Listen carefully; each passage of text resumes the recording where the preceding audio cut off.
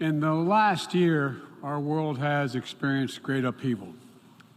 A growing crisis in food insecurity, record heat, floods, and droughts, COVID-19, inflation, and a brutal, needless war.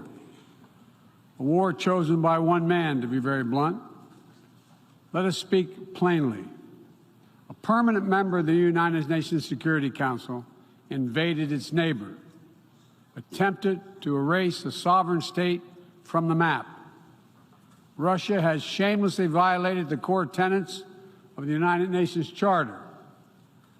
No more important than the clear prohibition against countries taking the territory of their neighbor by force. Again, just today, President Putin has made overt nuclear threats against Europe and a reckless disregard for the responsibilities of the non-proliferation regime.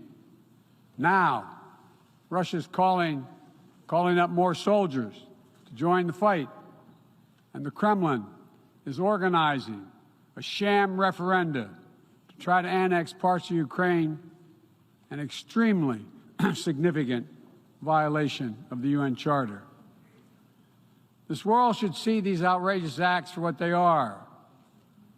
Putin claims he had to act because Russia was threatened.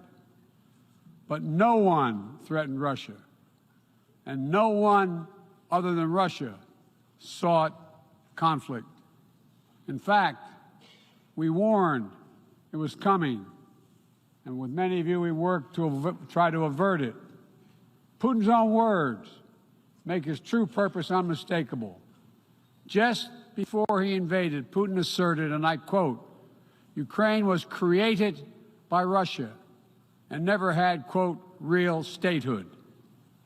And now we see attacks on schools, railway stations, hospitals, on centers of Ukrainian history and culture. In the past, even more horrifying evidence of Russia's atrocity and war crimes. Mass graves uncovered in Izium, bodies, according to those who excavated those bodies, showing signs of torture. This war is about extinguishing Ukraine's right to exist as a state, plain and simple, and Ukraine's right to exist as a people. Whoever you are, wherever you live, whatever you believe, that should make your blood run cold. That's why 141 nations in the General Assembly came together and to unequivocally condemn Russia's war against Ukraine. The United States has marshaled massive levels of security assistance and humanitarian aid and direct economic support for Ukraine.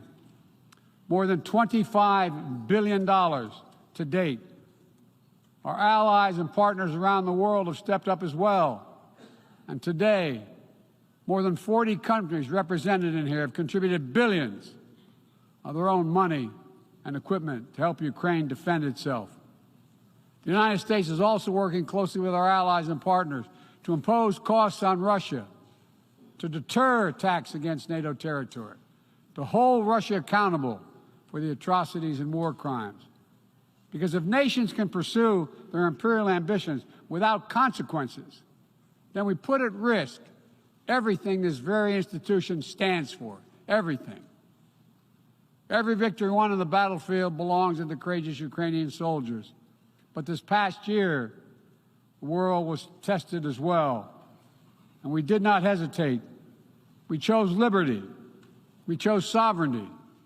We chose principles to which every party to the United Nations Charter is beholding. We stood with Ukraine. Like you, the United States wants this war to end on just terms, on terms we all signed up for, that you cannot seize a nation's territory by force. That the only country standing in the way of that is Russia.